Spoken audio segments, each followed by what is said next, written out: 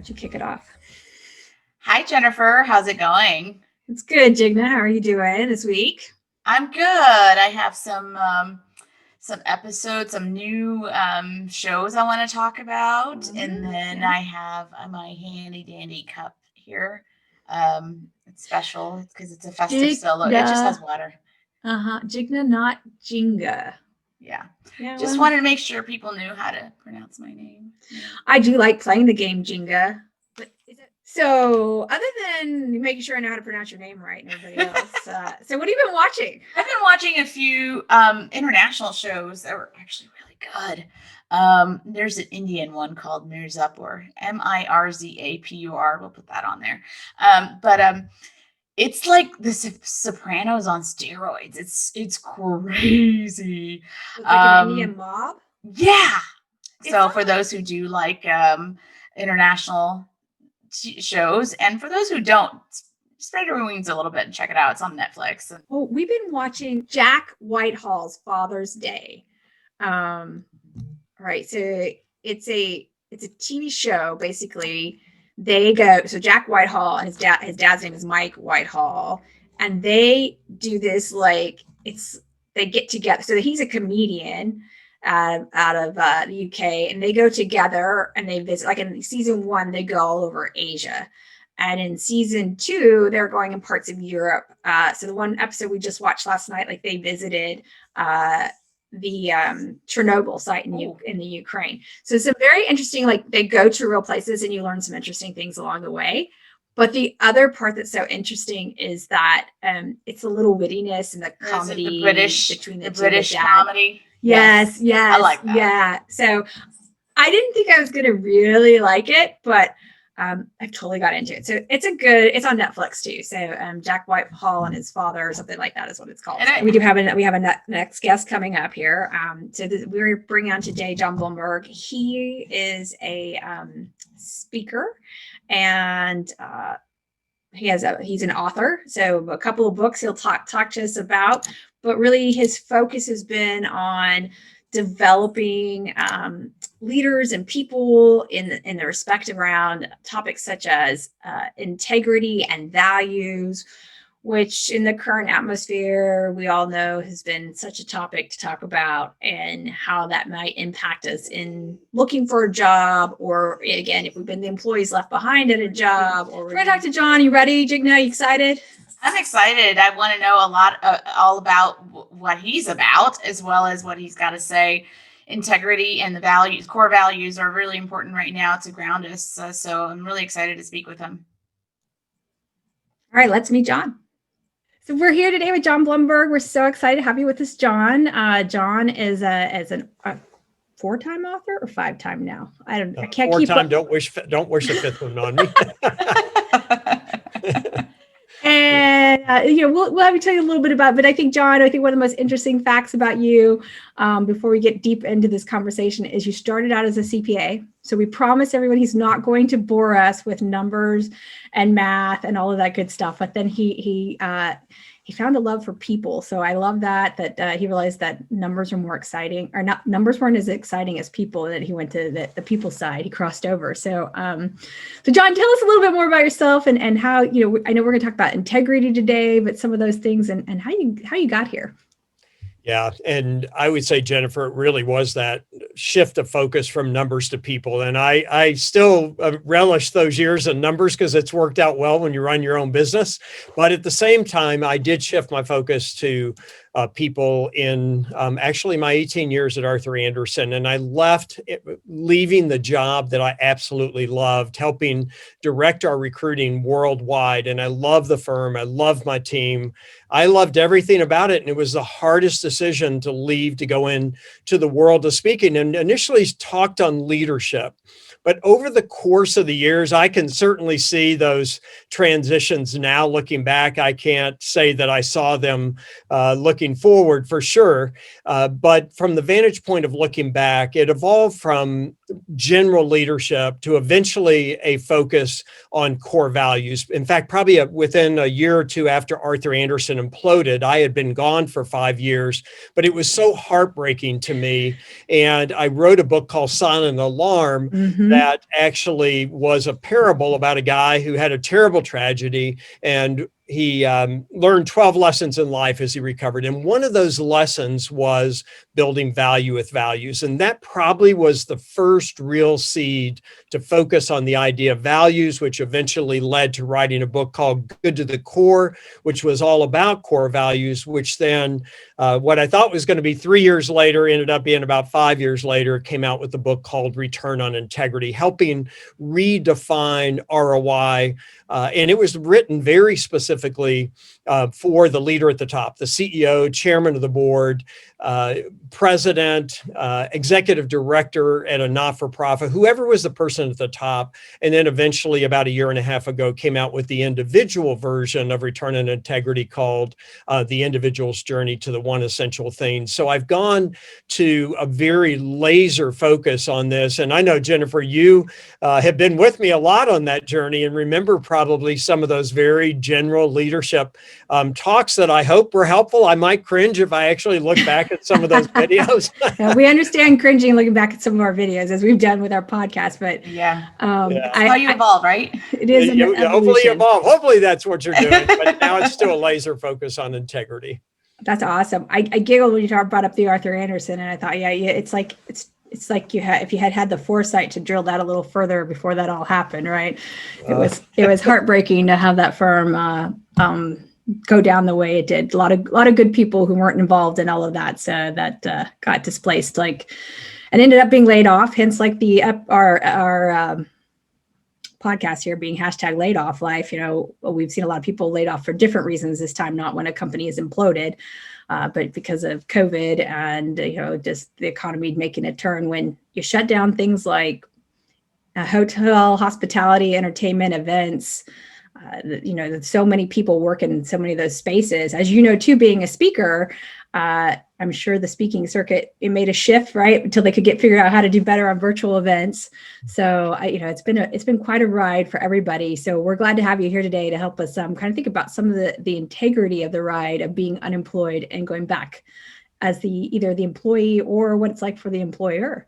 So, yeah, and in some ways, what I would say is it's in times of those transitions or disruptions where we often have the greatest opportunity to see it more clearly, see it more honestly. So in so many ways, I actually have a lot of people say to me, John, I don't think the topic of integrity has ever been more important.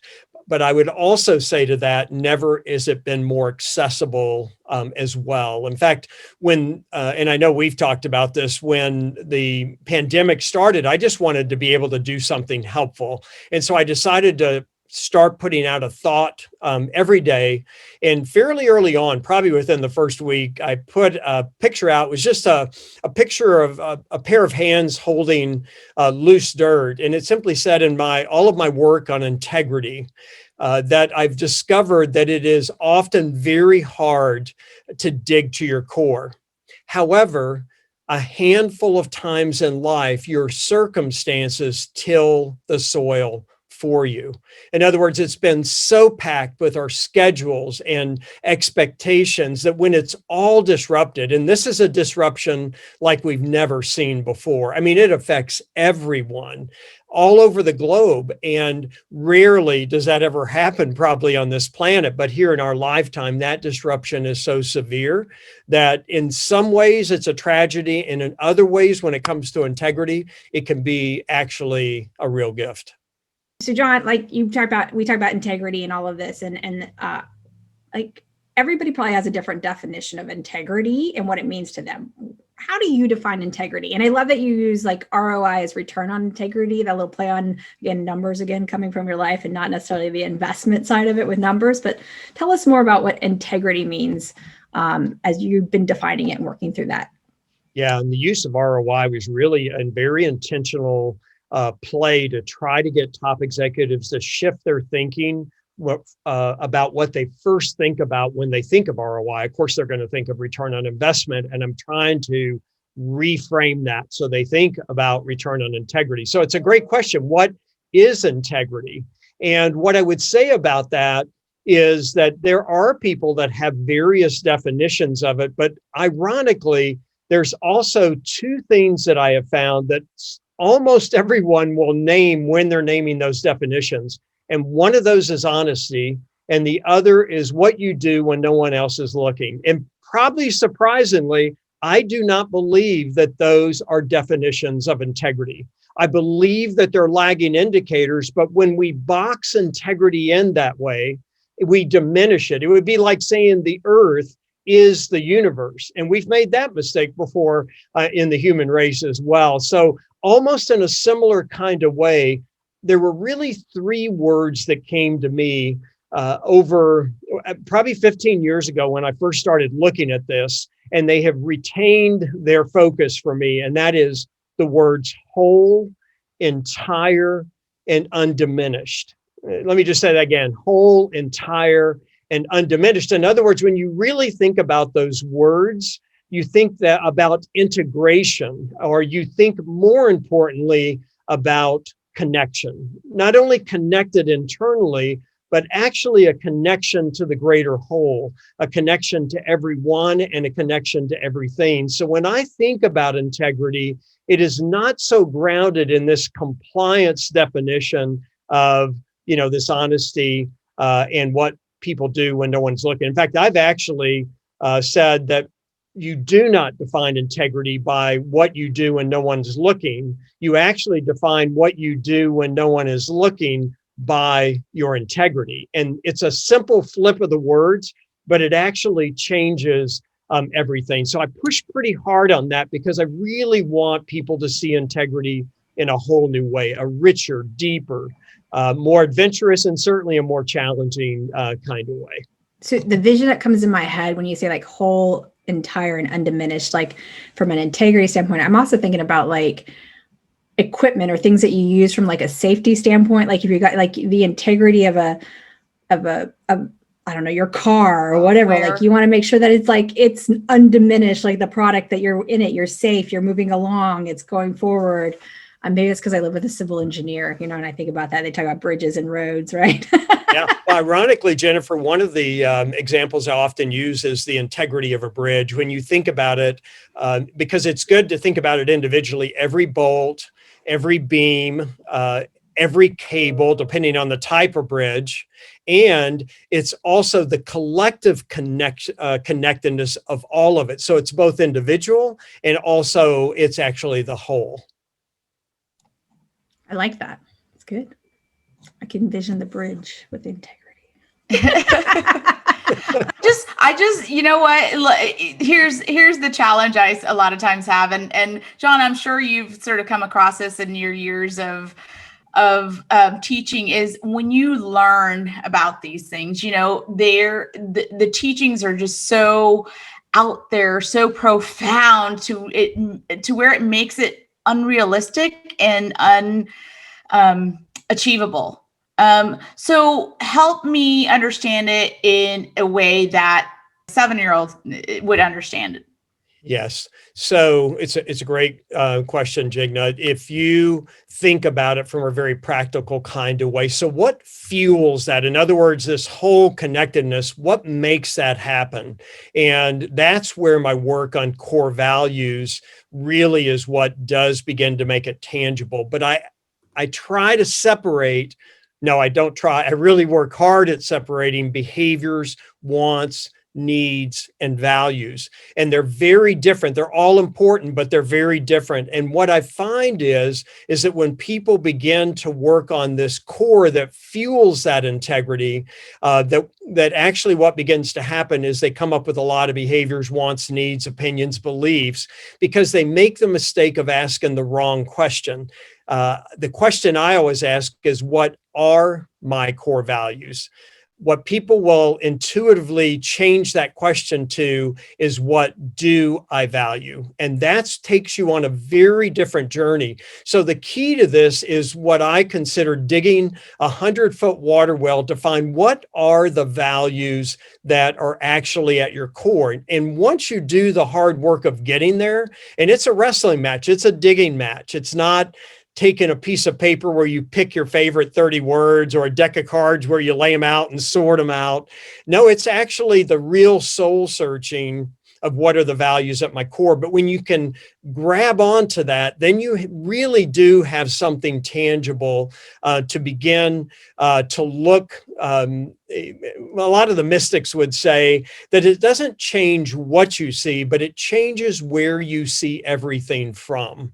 And so it really does come back to that grounding, which I know doesn't sound still real practical. And I'm very aware of how hard it is for people to dig to their core. And in fact, in the book, I tried to make, my best effort to give a roadmap to, be able to do that. But it really is that tangible values at your core that begin to make it look both sustainable and very practical and manageable to really, how do I connect to that kind of woo-woo big kind of theme that you're talking about?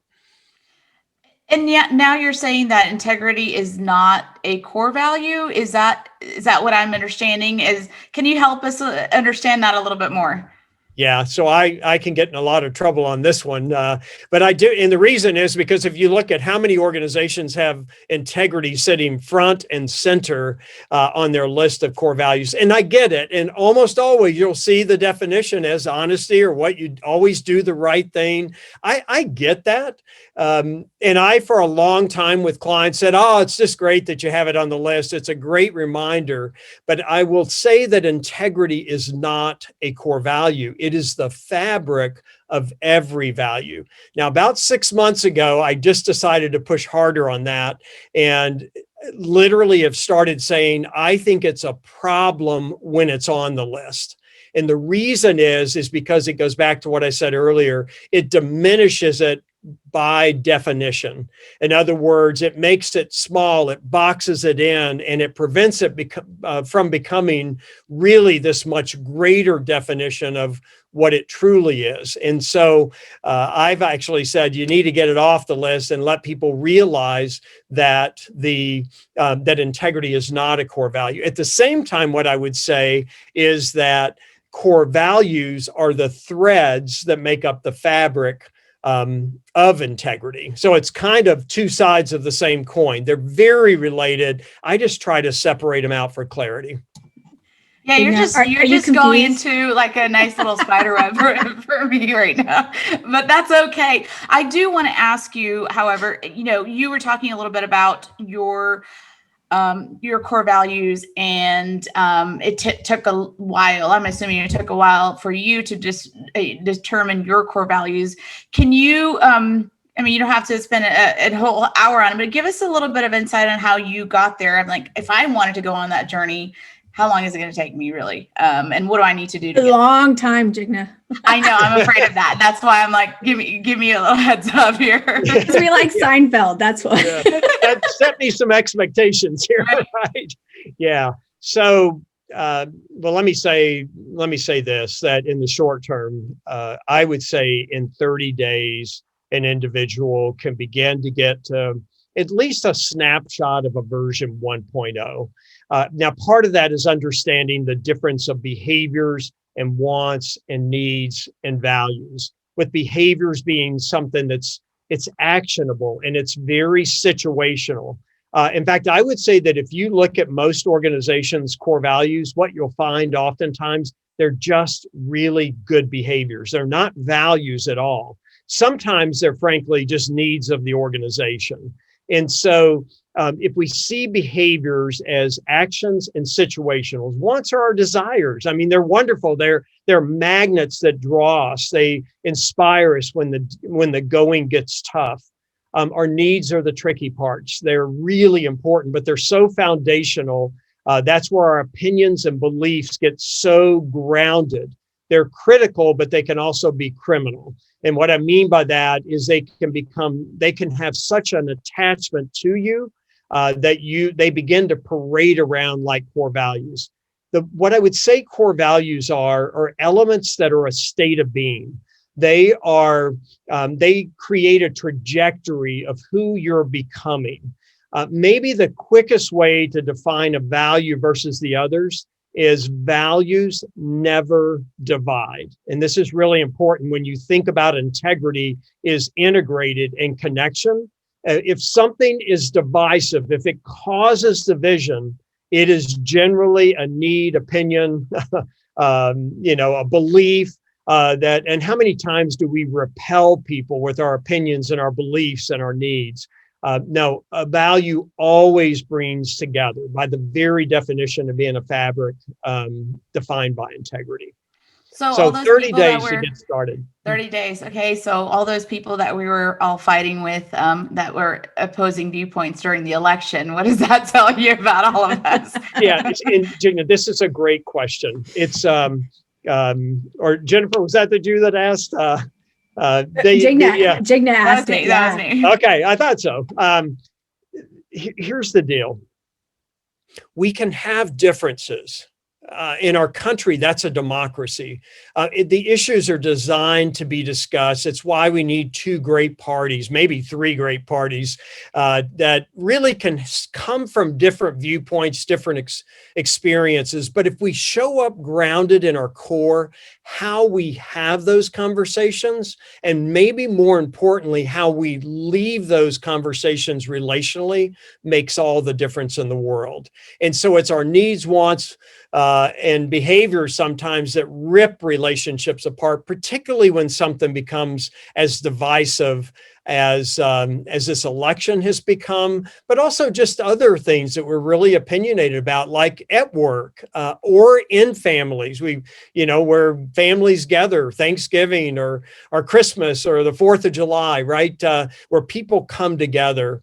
It's the values that ground us. And if we stay connected and stay focused on those, we're going to show up in a very different kind of way. And we probably, when we have a different opinion, aren't going to repel people with the difference that it brings, I guess. I have one more question before, Jennifer, I pass it on to you. I'm sorry.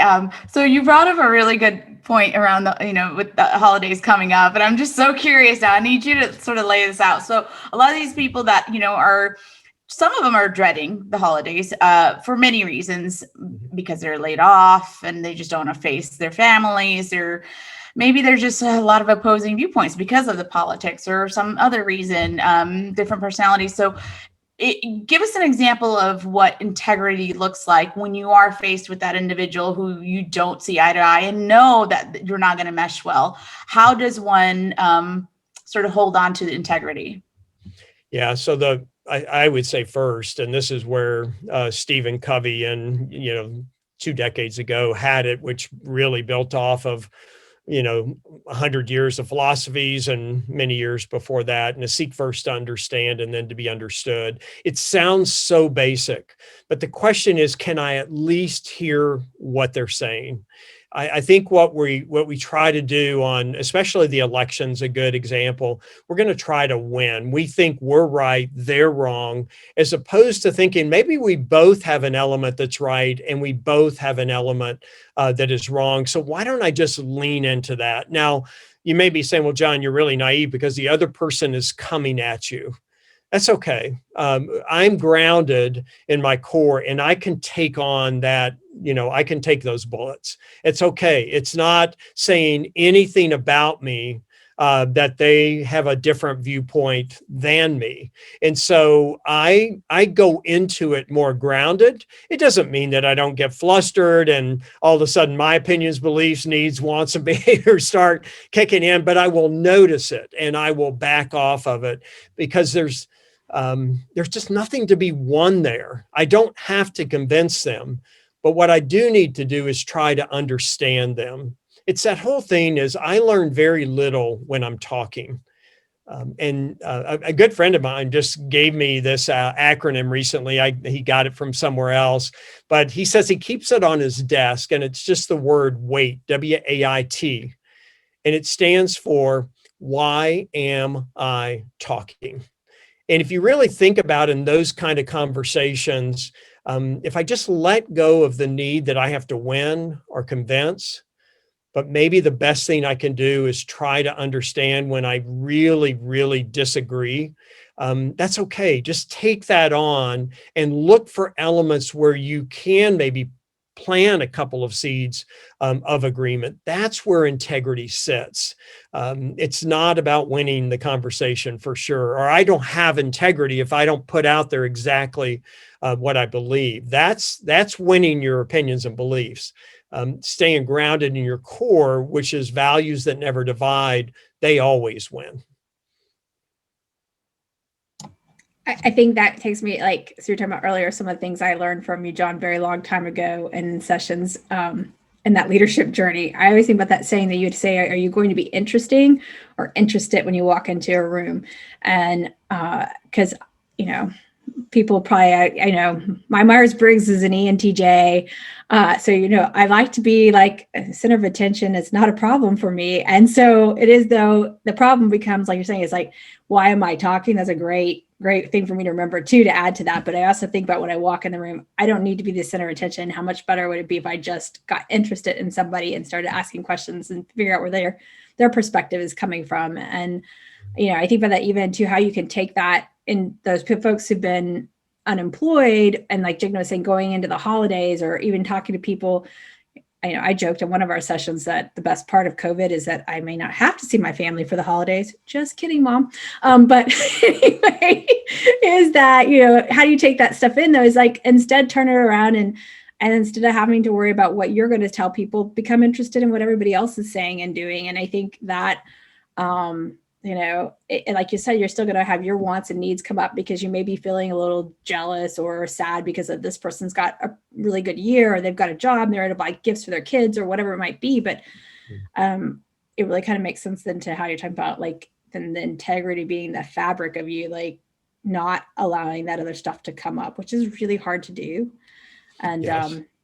I think that also goes to, though people want to understand why that happens, go visit our session about with Dr. Patel on like kind of what the brain does. We had a neuroscientist, and he talks about like you're hitting the levers and what happens in people's wants, and that the want of the little sugar pellet versus like the Skinner box with the mouse, and they were hitting the sugar pellet, and they started talking about when they got shocked, they stopped hitting that. So, we start to figure out those wants and needs start to override us. And, it's like when the lady asked me through the line when you used to be able to go into places, but what's up, Quarter Bakery, and say, would you like a cake today or a cookie? Oh, I would like one, but I don't need one.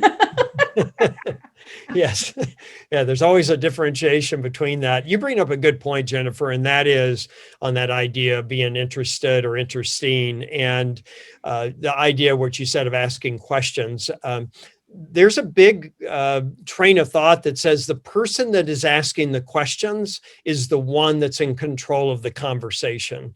And so that could be a great approach, is to ask just really interesting questions, or expand, or can you tell me more about that? Or how did you get there? What drives you to that thought? And so you got to make sure that the questions are grounded in your values. They're not manipulative questions, but they truly are from a place of being interested. And that's a great way. I mean, extroverts can have a great time by being the one that's asking, the questions, because you really do control the conversations by the questions that you ask, if you really are listening well to the conversation. That's a really good point, because we extroverts do have to hit a talking time quota, right? Otherwise, we're not satisfied. So just to change it from sentences to questions, I'm going to have to practice that quite a bit before I go into the holidays. But Jigna, short questions. Short questions. Okay, I'll remember that. Wait, why am I talking? Is what I have to keep telling myself. That's good. Absolutely. That's going to stick with us now, forever now, John. Me too. It's really been wearing on me for the last month for sure. So that's my gift. So let's shift our focus a little bit from the holidays into what we are sort of in the entire world is experiencing with the pandemic, quarantine, being laid off, or just really hard times. Everyone's been impacted one way or another. And it is a time of desperation. And, well, many people don't have money to feed their families or a roof over the head. So desperation is really rampant right now. And how do you keep integrity intact through these times? Yeah. And so there's a couple of things here, Jigna, that I think are really important. First of all, to really um, understand that people are suffering. And I heard recently people said, well, we're all in the same boat. No, we're not in the same boat. Some are in yachts, some are in rowboats, some are in life jackets, and some are literally under the water. And so everybody's situation is different. If we could roll back to 2019 and ask me this question, I would say, wow, being grounded at your core is so important that when the waters get rough, you have something to really hang on to manage through it. But I would also say this, it's often in times of our greatest struggle, as I was saying earlier, that it's where we can actually see more clearly, more honestly. We have the veneer ripped away.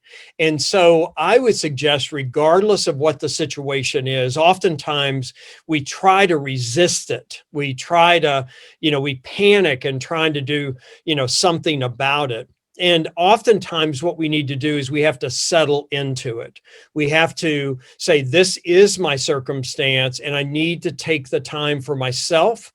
I need to take the time to settle so that I can see more clearly. And I'm not saying you don't take the actions that you need to do when you're searching for work, that you're really out trying to make some connections, albeit virtually in many cases. But I also say that it's critical that you have self-care, and it's critical, I would say, that you do some really good deep breathing. If you have any kind of practice of meditation or contemplation, settle into that and make sure you give the space for that, because that will help you see more clearly and think more clearly. But in the midst of that, what I would say is begin to think about, what are the values at my core? What really are my needs and wants and behaviors? Because oftentimes when we're blowing and going, the things that we define as needs aren't even wants. They've just become attachments along the way. So I think it's a great opportunity to reassess everything in the midst of it's either do that or panic and try to fix something you can't necessarily fix immediately. Now, I know it doesn't necessarily solve the problem, but it puts you in a much better position to see the problem more clearly and then begin to act with more effectiveness and efficiency. It's people who are laid off or are looking for jobs and they feel like it's trying to get grounded and they're in this panic or desperation kind of mode. And we see sometimes people may feel like, do they take a job that they don't think is going to be fulfilling as their previous job, or they've been, I think Jigna and I both experienced this as searching for jobs. Like, people see you as overqualified for something. You're like, I want to go back to work. Let me contribute. I want to be in that space. And how do you stay, again, true to that yourself in that, and I guess in that integrity sense? Do you dumb down your resume? I don't know. What is it? There's that a great opportunity to lose your self-respect. Yeah. In this whole ordeal. And it's, I feel like self-respect is a core value, for at least for me and most people it might be. And to me, it kind of goes hand in hand with integrity. I'm not sure if it does to others, but to what Jennifer's saying, like, how do you compromise, or is it okay to compromise at least for a while until you get on your feet? And it's compromising, really not compromising, because you've been so caught up in your, like you said, you've just been getting stuff. Like, things were so good for a lot of us for so long. So your needs and wants got probably out of control, and they were not even needs and wants anymore. They were just that stuff there. So, you know, it's how do you put it all back into place? And I think to Jigna's point with the self-respect and not feeling like a loser at the end of the day. I hate to sound so Debbie Downer, but Well, no, I think that's a real reality people face. And so I'm going to come at this in a pretty direct fashion. You have to be careful where your ego takes you. And oftentimes our ego will create in so many ways a disrespect for who we really are.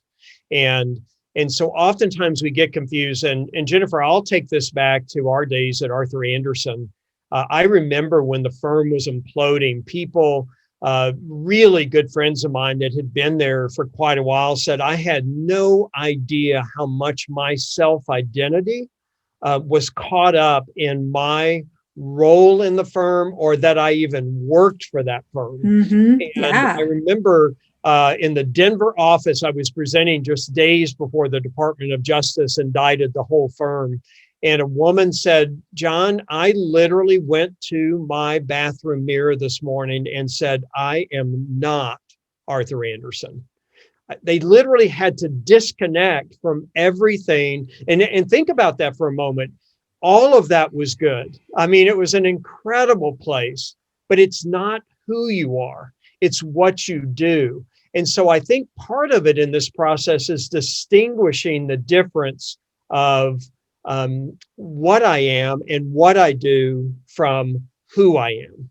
And that probably is the greatest opportunity to release your grips on this false self that you've created, that you have put so much value on, and in some ways disrespect who you are, rather than actually use the opportunity to re-respect yourself in who you really are.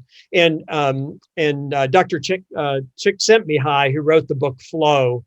He said, it's just amazing in his work. He was at the University of Chicago, and he says, what was amazing is that somebody could be a neurosurgeon or a janitor, and either one of them could be in the flow of the role that they're in, because it's how they saw who they were, where they were. And so it's hard, though, because our society so much, I mean, how many times at a networking event do you walk them and say, well, who are you? You know, you say, so what do you do? Exactly. That's so like the way we start conversations and defining ourselves in that space. Yeah. It's true. And we're not going to change that. But the question is, where do your values inform that? And that's what could be the most grounding part. If we tend to attach ourselves to the what, we tend to be always reactive to the circumstances that we're in. Eckhart Tolle, the power of now. I mean, he always brings us back to the present moment. Everything is fine in the present moment. Always, right now, this is fine. And we get so caught up on regrets of the past or fears for the future. And I know that sound. And what's amazing about Eckhart Tolle is that he, and anytime anybody asks a question, he said, well, you're in the past. It's like the question is irrelevant, or you're worried about the future. The question is irrelevant because you are missing the only thing that is real, and that is right here in the now. And I think a lot of times when we're going through any kind of transition, and that's true whether it's positive or negative, a wedding or a divorce, a birth or a death, a new job or the loss of a job, or everybody around me lost their job and I'm still here. All of those times of transition, the more grounded we are in the present moment, the more grounded we are at our core, the better that we can manage. And I think that's where we would find the greatest self-respect that there is, because that's what's real. Everything else is potentially all a veneer or a facade we create and we've come to believe in. It's like, it makes me think of Rent. That's my favorite musical, by the way. So we haven't really talked about musicals, Jigna, so I'm going to bring one up here. Yeah, there's a line in there that says, there is no future, there is no past. All we have is this moment. Let's make it last. And I think that is so true. Like, I also like the line of, like they said, don't live to regret, or life is yours to miss. So that's so good. Sorry, go ahead, John. I was just going to say, speaking of movies or plays, when Wicked came out, I was not going to see Wicked. No, you're not going to rewrite the story of The Wizard of Oz. I mean, when I was 6 years old, I saw The Wizard of Oz, and I was so upset that they didn't believe Dorothy, that, when she was back in Kansas. And they're not, I literally went to my room and started crying. I thought, no, I know she went. You're wrong, right? So no one was going to rewrite this story. But my wife wanted to go for our anniversary. And if there's something worse than going to Wicked, is not doing what your wife wants to do on the anniversary. So we went and saw Wicked. And it's such a beautiful expression of the story, because I didn't want to believe the good witch was half bad and the bad witch was half good. Mm-hmm. And I think it's so telling of these kind of circumstances that we're in. They would say, and this is true with the election, it's true with any kind of circumstances, they're never as bad as they seem, and it's never as good as you think.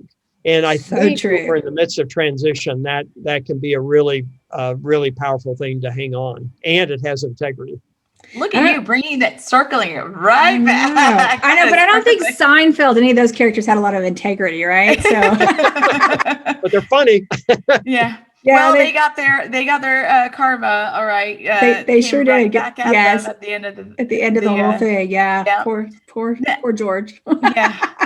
Absolutely. So, John, I do have a question for you in terms of, asking you mentioned, one of the first things we do when we meet an individual is, what do you do? It's sort of ingrained in all of us. It's sort of an etiquette that we've learned. Is there a better question to ask? So I always tried in situations to have certain kind of questions. So example, if I'm at a conference, I might on break, if I'm all of a sudden run into somebody I don't know, or even if I do know them, a very common question I'll ask is, either what session have you been at, or what's something that really has caught your attention today, and let them go with that, and then start probing. What I love to do, and this comes from my old interviewing and probing, is whatever you're telling me, I'm listening to everything you say to look at where the fruit is. Where is there another potential question to have you expand and tell me more? And so if I have one or two or three just start out questions like that, once they start talking, I actually use the probing to expand what they're saying. And frankly, it keeps me off my story. One thing, this is a big, pet peeve for me, is when, like, Jigna, if you're telling me a story and all of a sudden I have a similar story, I'm actually trying to show you that we have similar experiences. But what I'll do is I will cut you off on your story and say, oh yeah, I've done that before, right? Exactly. And so if somebody tells me they've been skydiving, I know I've been skydiving, but they're not going to know that. But I'm going to use my reference points of knowing what my experience was to know how to ask them questions about their experience. Was it static line? Did you do tandem? Oh, that's so cool. What was that like for you? And maybe at the very end, I might say, I just so loved hearing about your experience. Mine, I went one time and it was a great experience too. And it's a closing line as we're walking away. Does that make sense? So you don't start with it, you close with it. That is brilliant. Yeah. That is brilliant. Okay, so did you actually go skydiving then? I did. Yeah. Yeah. I actually did static. Why would you jump out of a perfectly good plane? It's a good question. Yeah. So it was, I loved it. I absolutely loved it. Now we did static where you actually have to get outside the airplane and then let go of the airplane. That's a little freaky. That sounds horrible. I was so determined that I'm going to do this. And it was just, I can't tell you how much peace it is when the parachute opens. It's so quiet and so beautiful and so wonderful. Yeah. So I'll take your word for it. There you go. But I love that. That was great. Thank you though for sharing like that rephrase that. But I would say if it was holiday time and we were going to be at people's houses this year, all I usually ask is, where's the wine? There you go. That'll Well, always there open are up a critical, important conversation. questions that get the questions going, right? Yeah. Which is better, the red or the white, right? So, Exactly. so John, there's some great pointers on those conversations. And I think one of the things I want to go back to, we've kind of talked through and thinking about is, I'm still looking at how do I define integrity for myself, like understanding that is part of you. It's the three things you said again were, oh my gosh, now my brain can't do it. It was, one of them's diminish, right? No, not diminish. Undiminished. Diminish, but I can't You're believe talking it. about the whole, entire, and whole, undiminished. The whole, entire, and diminish. Yes, so Yep. the whole, entire, and diminish. So as I get thinking about that, sometimes we look at people, we say, well, they have no integrity, like their integrity is lost, or that person has really great integrity. And if integrity is really those kind of three things, and it's not more of a value, then like, is it really safe to say people have integrity and some people don't have integrity? Yeah, and I would say that so often, Jennifer, we treat it so black and white. And we do a lot of that with a lot of things. So, if we can dumb it down enough, we can understand it. And then frankly, we can go judge with it. It becomes a compliance exercise. Yeah. And what I often say is that compliance is the huge price we pay for not valuing integrity. And so it goes back to this idea that you were leaning into, that oftentimes we'll look at, well, this person has integrity and this person doesn't. And I just don't believe that to be true. In fact, I think that is weaponizing integrity. It's making it very judgmental. And so I believe the truth is that it's not an object. It's not something we have. I don't consider myself to be a person that has integrity. I consider myself a person who longs to live in a state of integrity. But the truth is, on any given day, that we're in some form or stage of integrity in every conversation, in every decision. And so the more that we're grounded at our core, the more likely we are to be, more drawn to that state of being. Now, I also said, and I remember when I wrote this for, the book, I was sitting in a Starbucks. I actually thought authors went into mountain chalets, but I'm sitting at a Starbucks and I'm typing this thing out, these two sentences, and had no idea that so many people would relate to it. I should have for my own life journey, but it simply said this, that we don't go running away from our values, we go drifting away. And one day we wake up in a place that we never meant to be, drifting in a direction we would have never chosen. And so I think the thing is, every single one of us have drifted. And maybe more importantly, every single one of us will drift again. What's even crazier about the paradox of the drift is it's very necessary.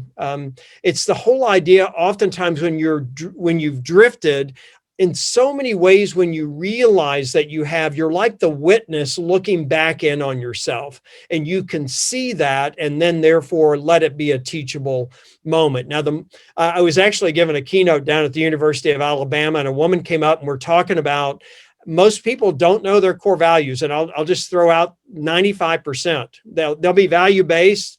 They'll have a gut feel or intuition, which might have worked 30 years ago, but not now, not at the speed we're moving and the change that comes upon us. And so we're talking about this void of understanding our core values and the drift. And she walked up, and I'll never forget what she said. She said, how in the world would you ever know that you had left if you didn't know where you had started from to begin with? And so that's where that can come into play. So I would look around and say, no, we're all in some state of integrity. The question is, where are we? I also worry about when people really dig and really solidify what their core values are. The biggest advice I can give is do not use that to judge other people, because by the very nature of doing that, I will guarantee you will have violated one or two, if not all, of your own core values in doing that. So the same is true with this idea of a person having integrity and somebody else not. It's kind of like going back to Wicked. What is it? The bad are half good and the good are half bad. Yeah. That's kind of the nature of our human condition. The question is, how much do we pay attention to So it? is it that we need, because I'm thinking about you talking about the bridge kind of being like that integrity too, is that we need our own Army Corps of Engineers to kind of check us out all the time? And if I think back, that might be what you talk about, Tim Sanders talks about in having your love cat. So, Yep. so yeah, I call them drift guards or drift catchers. So there are 2 or 3 people that love you enough, and I mean love exactly like I said, they love you enough to tell you the truth, and you love them enough to accept the truth when they tell you something you don't want to hear. And so you give them your values. Now you're going to need to explain those, because oftentimes we make the mistake of assuming what a word in the language means. The deeper you get to know your value, it needs some explanation about what you mean by that. But drift guards are, that's exactly, what the love cat is, Tim so eloquently in his book, Love the Killer App, talked about. yeah. Do you find it those that may not have as much empathy are the folks that might be the ones who might be more judgy in terms of judging others, whether they do or don't have integrity? Do you know what I mean? Mm-hmm. So I would say it's a question of, have you really dug to your core? Oftentimes what creates the judgment, well, oftentimes it's fear. It's our own fears that are causing the judgment of others. It's really defined by our needs, wants, and behaviors, never by our core. So if you see somebody that is lacking empathy, that is really judgmental, I would suggest that the chances that they've ever really tried to dig and define their core values, they may have really defined what's valuable to them. What do I value? And oftentimes it's their own opinions and beliefs. And then they use that against everybody else. But I believe people that have dug and truly grounded at their core, they are going to be humbled by it. There is going to be a case of empathy with it. It's just impossible. It would be almost impossible to not have empathy and humility when you've really grounded yourself, particularly when you've really tried to start, living that out. And I don't care where anybody is at the beginning. We all have this. It's there. It's just that oftentimes we've built a significant wall between, and we let our needs parade around as our core values, and we're completely void of values to begin with. And that wall, or that misunderstanding of, our needs, let me say this too, behaviors, wants, needs, and values, they're all important. The question is which ones fuel which ones. And if they're being fueled from the values, then the needs and wants and behaviors they just show up differently. And so wherever we are, I'm a huge believer that once you start to dig your core, I don't care what your behavior, needs, and wants have been before, your values will transform them and not transact them. Now, is there a I know you were talking a little bit about your book that has a bit of a guidebook, or in a sense, around is there a how to integrity? Yes. I always ask that question because it kind of helps me understand it a little bit more and gives me a plan of action. So many times, there's always talks about do this, do that, but there's never a how you can do it. And I understand there's always times where you have to do trial and error, but is there a way to get started? Yeah, great question, Jigna. And there is. And in both, so with Return on Integrity, there's actually 2 books with the title. One was written for the leader at the top and the others for the individual. Both of them have the prescriptive how to go about doing this. How do you dig to your core? How do you separate and understand the difference of a behavior, a want, a need, and a value? And what's the journey to get there? Now, the leader version speaks very directly to the person at the the top in their own journey, and then how they own it to take others on the journey, first with a leadership team, and then eventually with all the people in the organization. The individual version is specifically to take an individual, and then how do I go on my journey to, that's the subtitle, the individual's journey to the one essential thing. And it is a journey.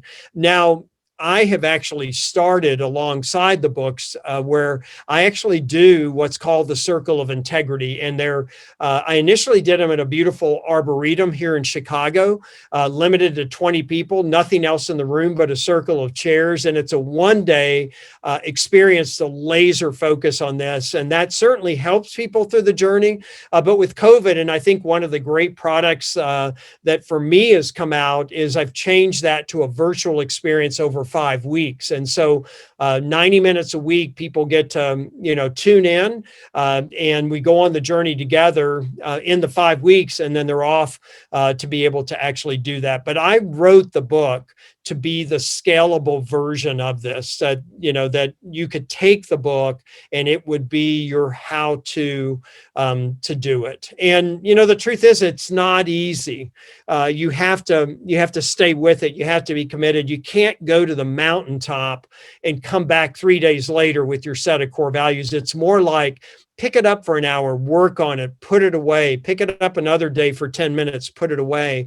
And that's why the 30 days initially, but you got to go back and live life, have a tough conversation, have somebody come at your opinion or your belief and really wear you down, and go back and reflect on that. So that's where the space of time allows the journey to happen. But to answer your question, the book was designed to try to give an individual, how do I get there? How do I do this? I don't want to just think about it as a wonderful concept. And we'll be sure to share that information in our Resource on Net comment section. So just be sure, listeners, we'll share the information on the book so you can go on your how-to journey to integrity.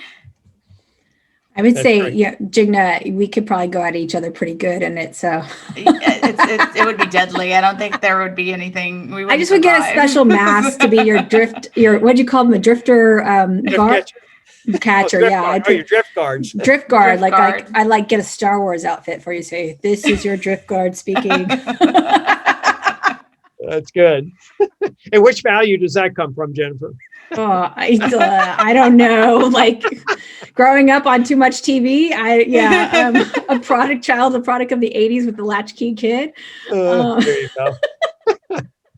I mean, you really have me questioning though, like what I defined as a value, is it really my value now? Like that's kind of where, I think it's certainly, especially you say it's make sure it brings things that bring us together, and kind of in a setting that comes to my mind is like, I think about athletics, and I think about how important that is for kids to play, because I think that is where you really, really, really learn integrity and values in that setting. And even like just good sportsmanship, even though you're playing this team to win against, but how do you have good sportsmanship in there, and what are your goals and how you build your team members up, and like, all of those. Your weakest link is your, the weakest team member, but yet you gotta, if you're not bringing them up and you're tearing them down because you don't think they're playing great, it's all these things going to my head. Like I'm thinking like, oh, this is why, it's one of the areas I can see most clearly where people can start to figure that out.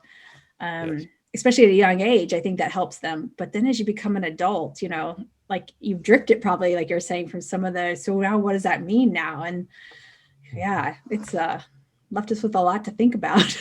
I think one of the things too that is so real, and you're right. I mean, you think of youth sports. One of the great images I had is parents on the sidelines that probably have the worst demonstration of values, more than the athletes. In fact, there was a really incredible youth football program here in Naperville. I mean, they literally at one point had 3,800 kids in the program at this one Catholic parish. I mean, it was just phenomenal, but it was all based on core values, the values of the players, the values of the parents, values, the values of the referee and the values of the coaches. And the head coach for the 8th grade team, it would be very, not very unusual for him to walk over to the sidelines if he heard a parent screaming something at a ref and he just said, "You're gone, you're out of the park," right? And so those are great teachable moments. But what also is the thing often we can use as an excuse is, well, the leadership team at my company doesn't have any values. Okay. All right. Well, so that's the reality that you're facing, but it doesn't mean that you have to lose yours. In fact, how do you show up with your values in the midst of that to make the best of the situation? So we can very easily make our environment or our context or our circumstance a reason where, well, I need to abandon those for right now. No, you need to lean into them even more because they will become even more valuable. So what you say there is really is so true. This has been great. Is there anything else, John, you want us to cover? I think we missed. I guess the only thing is I really do believe at this moment in time that we're living is this isn't an ordinary time that we're in. This isn't an ordinary change. I think we're in the midst of really important shifts. And I think you can't rely on living on the surface or living out, just getting by. I don't know really if there's ever been a more important time to be grounded. And I do have people say to me, well, John, people just don't want to do all that digging. And I used to say, you're probably right. I don't know with where we're headed if you have a choice. I think it's going to be a turbulent, confusing time. And I don't mean that as bad. I just mean that there's going to be a major shift in the way that we operate and the way that things maybe have gotten done. And if you're feeling like you just want to go back and put it in the box the way it was, prepare yourself for a lot of misery, as opposed to grounding to your core and embracing that to move forward to something that is much greater. And if you really think about integrity being the connection internally, but an integrity that is really connected to everyone and everything, that's really connecting us to the greater good. I don't know if there's ever been a real time. And I'll go back to, the very beginning of this great social experience that we live in, that we often take for granted. Maybe if we're grounded at our core, we really will find liberty and justice for all. I believe that deeply of how important this is in the moment of history that we're living in. And I think people will talk about 2020 100 years from now and look at what did we do in that moment of time, the same way we've looked back at critical moments in time. And this is one of those great opportunities to ground ourselves to be able to do it well. All right.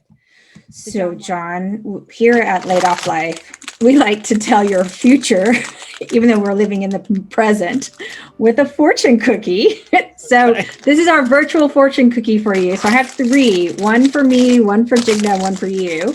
All right. So you pick, and you can pick who's going to open their fortune, which one I'm going to open first, who it's for, and tell me which one to open. All right. I'm just going to tell you what first came to me. Jennifer, if you'll take the one on the left. My left? Yeah, your left at work. Okay. And then we'll go with that one first. Oh, okay. Yeah, okay. All right, let's see what it says. All right, here goes my fortune.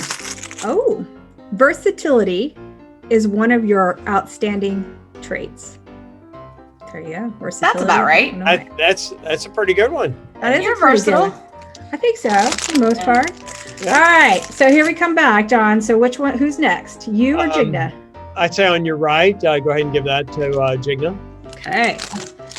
Right, Jigna. True friends will be there for you when needed. There's a drift card right there. There you go. Exactly. That's a good point. I like that one. All right, John. I guess you're, you need to get that mask going. You need to get that going. All right, this one's for John. All right. Right there. Sorry if I get snapped. Ooh.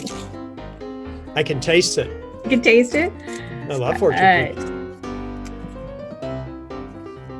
turn these upside down. Okay. A good position and a comfortable salary will be yours. Oh, that's awesome. So it sounds like 2021 is going to be your year with picking up and speaking events and such. Yeah. Can I swap with John?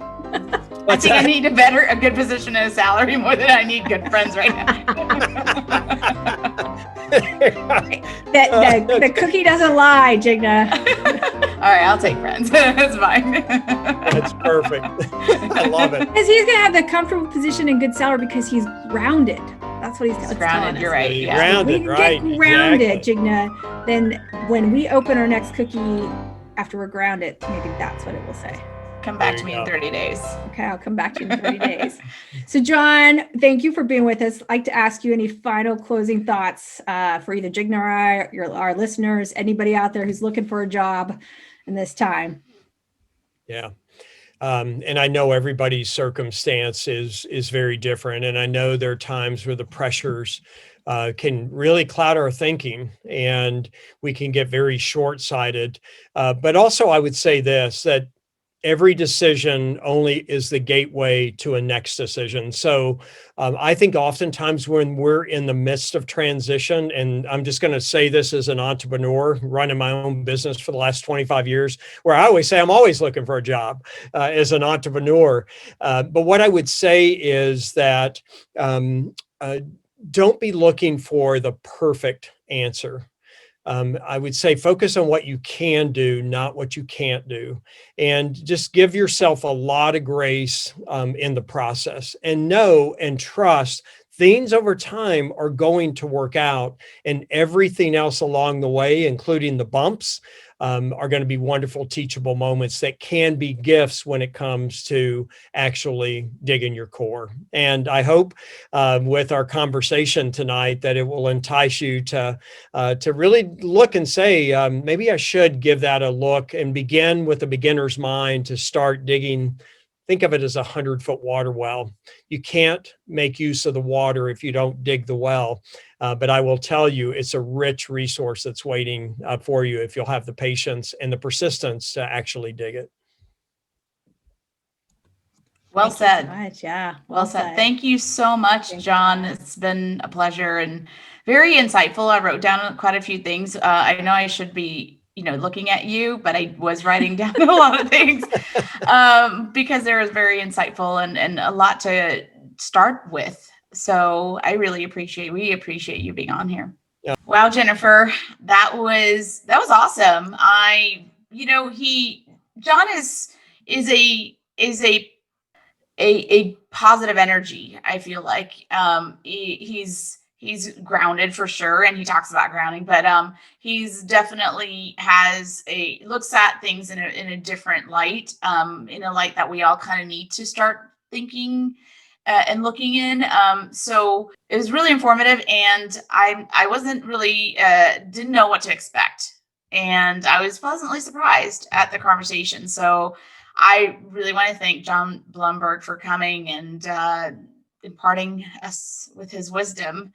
And I can't wait to see more what he comes up with. He obviously has a lot of great quotes that you were talking about on LinkedIn. Yeah, you can follow him on there, and he provides some inspiring moments or things to think about. And I think one of the things that I love the thought, and I don't like the thought at the same time about the drift guard you need, because you start to drift over time, and it makes me wonder, like, where are my values at? And I actually have a copy of John's book, and I had read part of it at one time, and then things kind of all happened, because actually I was looking at John as a speaker for an event, and then of course how that all ended for us. So yeah, I had started reading through that book, so I need to pick it back up and I think work through it. So it's a good opportunity for at that time to do so. And he's great. It's going to be hard to think about some of the things and distinguishing between your wants, your needs, your beliefs, your behaviors. Oh my goodness, so many things. Okay, layers. Calm down. Take a breather, like you said. I know, but it's just a lot to think about. And I think, though, it's exciting to think about it. As you said, things are going to be in a different way, and getting grounded in that perspective. So wise, I would say, his words. And I feel like, I hope everybody got a little bit of something out of that. So thank you, John, again. Appreciate it. So until next time. A few more shows under our belt and another speaker. So we're excited. So follow us on LinkedIn, Instagram, YouTube, and Facebook, as well as LaidOffLife.co. Oh, and I think I forgot Twitter. Yeah, that too. Yeah, Twitter. Yeah. So we hope you guys will follow us, and we'll see you next subscribe. time. All right. Bye. Bye.